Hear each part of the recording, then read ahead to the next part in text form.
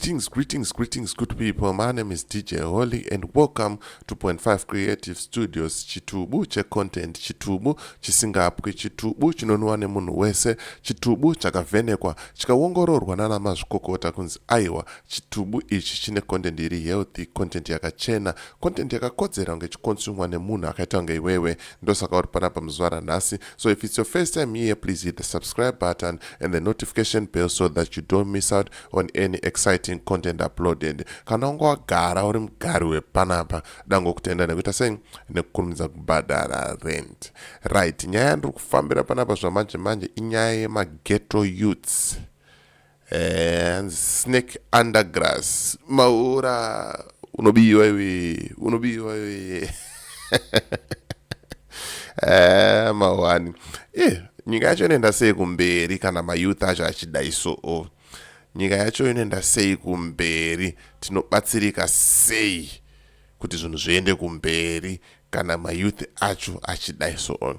Zviri kunzi izvo Snake UnderGrass akakokwa kumabiko kupati yaboss Scott Sakupwanya. Hanzi vanorohwa nehenesi. Vafunga kuti apinda mutoilet iye apinda mupool akuitira mukomana imomo. Mawana zvinhu zvakadai so ndo zvinhu zvisiko, but zvisinei zvitoriko. Rega ndikuratidzei umbo hwandiri kufamba nawo. Mumunzwire mukomana Snake UnderGrass achitaura yega kuti mawana pakaipa. Pandisati ndapinda muvidhiyo ndiri kungoti kana une business raunaro rauda kushambadzirwa, ndibate namba dzangu ndo dziri pasi apo. Kana une nyaya yaunayo yauda kuripota, ndibate futi pasame number idzodzo handitika tofambira nyaya dzacho. Rega tipinde muvidhiyo muzvinzwire mega, musazoti Holly nyaya dzake ndedzekunyeba. Aiwa, idzi nyaya dzine umbo. Mukomana Snake UnderGrass mamuziya wekupisa 2 years ago. Abudisa video rake mahora unobiwa iwe takaenda ashiripo mukomana mupenyu. Ndiye mukomana rapo. Rega tiplay muzvinzwire mega kuti zvaifamba sei apo. UnderGrass Wacha no. Kukanakira nhasi iwe ndeipo yamakatipfekere. Take chitsuro chombe, tipupungwena. Pupungwena. Wanayo. Asibo. Bo ndine nyaya yakanhasi yatinayo. Dzedza ruri taura. So. Tiri kumemba madhezi aya makatambira. Hanzi zvonzvo makazoinvitwa kubirthday raScott kabvumeneswa kudheni kwaboss Scott. But hanzi makazonovhura hombe koko makasiya mamamira mupuya yaScott here. Chokwadi. Ava zvaje. Anoita nyaya blazongoza zabeba iza. Lazwa zvacho unoona chire. Patunyaya tosazabepa. But of course if I go remember because zvinhu zvacho. Ngizve kudhakwa. Waiza. But yo wakadhakwa kwamamira kampuya yake. Hanzi wakarwa. Hanzi wakamama Henesi. Nyaya kuzvimba. Hanzi wakamama Henesi wakavhunduka maHenesi. Varo wabhomba vanomamira mupuya Scott. Vapesera dzingwa nemamonyo yake. Inyaya yaropera inyaya yogadzirwa ne kwaScott wakabva sei? Kusenda vapo. Vana mabhirani kana mutakubi. Uyu anowana yarodhakwa zvenda rozoshandisika chitomukana zvepamba zvinhu. It was just a little bit of a chishamiso chemadhakwa chabibi. Lazinaanomecha kudhakwa kaini futi. Asi yo hauna kuningirikinzira. Hauna kurwa bhomba mupuya here. Yebuma bu. Akamboenda kuningiri kusuwa paizi. Unofanira kuzvimaningirira mazvina zvangu. Why is it? Hauna kurutsere. I don't think you would never know. Yes, what is it all about like against me? Ndo zvakaitika kati kuti zvakaitika kuti wakamakisa. Zvekuti wakapesera wakaenda kwakapesera kudzingwa futi. Apa munhu angainvitwa zvakanaka munhu airira zvakanaka. Unaona zvauri kuti angari bai. Unaona zvauri kuti angari bai. Ndindaona. I think hide me what waiona chi. Ndaona ka ubenzi waita. Wakapesera wasunzwa muloni here wani. Andaona ubenzi waita. Unoona uzime ko mira. munhu wacho arikutobvunza mubvunzo aitovhurawo futi hombe akapedzisira simudzwa muloni apa yari kuti UnderGrass akavhura hombe.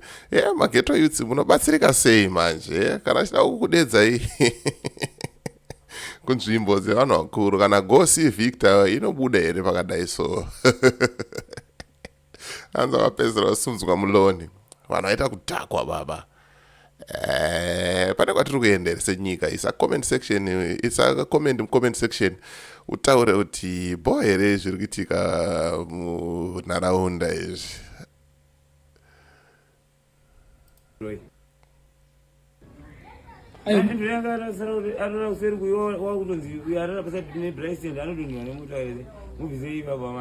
But iwo anopunzira stani here mpuya bosi ndakapunza stani badzingwa saka iwo waita sei saka wakanakisa one wewe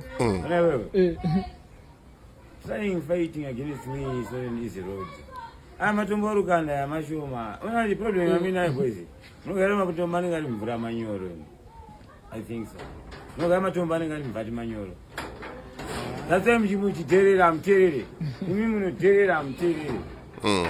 Asitati kutaura zvinenge zvakaitika tingobvunzawo matombo ari mumvura nyama dzenyu tingobvunzawo ndechikutaura leo utauriswa iwe utaura wega. Let me warn you something.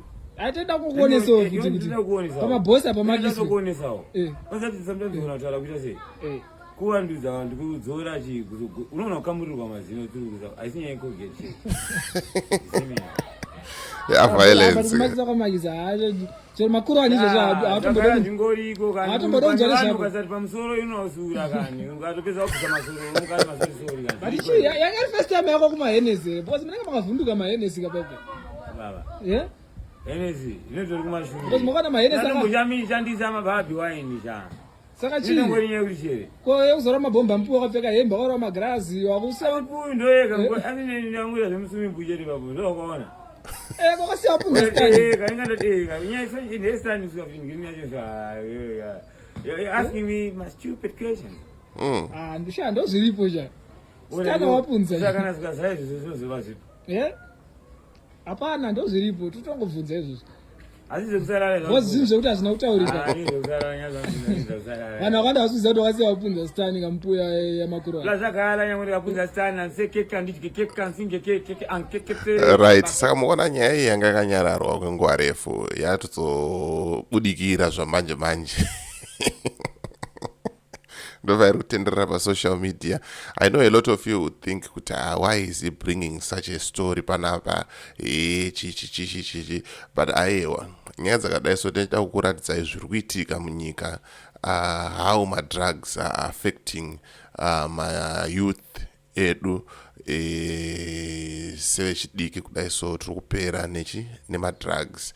And mfanhayo mbiri yakaita imbiri yevidhio rakaitwa mushure mekunge anga akadhakwa akarohwa nemadrugs akatsomwa and he automatically becomes a celebrity. So these are the things that we are celebrating isusu as mazimbabweans in our country kuma youth edu, and then they end up vakuita zvinhu zvakadai so vakokwa kuma invitations kuma events mahombe vakumakisa kudai so this is public knowledge kuti mugare muchizivawo kuti aiwaka ndozviri kuitika zvinhu izvi. Right now muZimbabwe you can never be a celebrity. It's rare for you to be a celebrity usina kana manudes akalika, usina kana mascandals, usina kana mbotuka umwe munhu, usina kana mboita sei.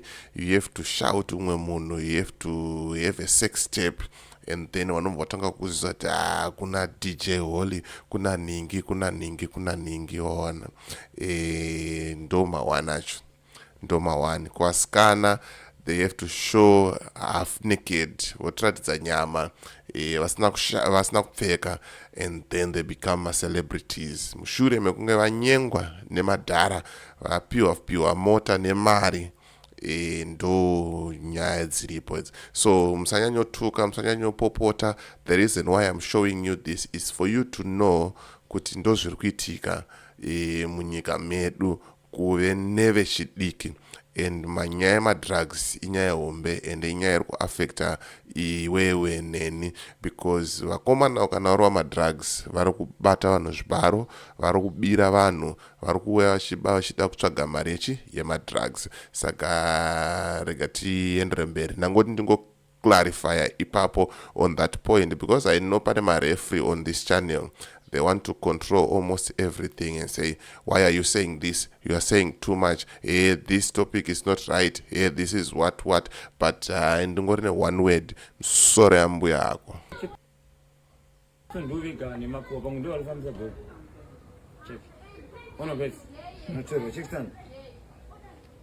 manje todezwa sei futi muchita zvinhu iwo imbowachedzawo nokutodedzwa kubira iko chikodedzwa tisepatire akambotoledzawo pekumbaringa ndovanovaiza mawadha vagara riyo kana muchisiya mapunza stani mundara ndatozomwana mwamvura mikupunza stani asi munhu zomurudzwa toenda toti chimete yatotika muchirinzwa stani aiwa paipa makamakisa mundara sandakamakisa ndoita sei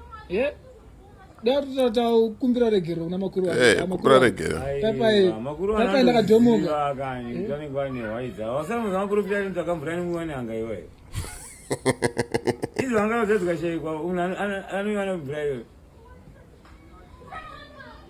anoiwana bhova ndagara zviri patuka zviri patuka unawewo pane pekuti kaunoona kuziva miri kaubva utsvakakuturwa nei ushaikonzerwa nei pamwe zvishiri andikuona saka zvinoita pane kuti munhu arwara chirwe chinobatika chinokwanisa kuoneka chorapika but astani makapunza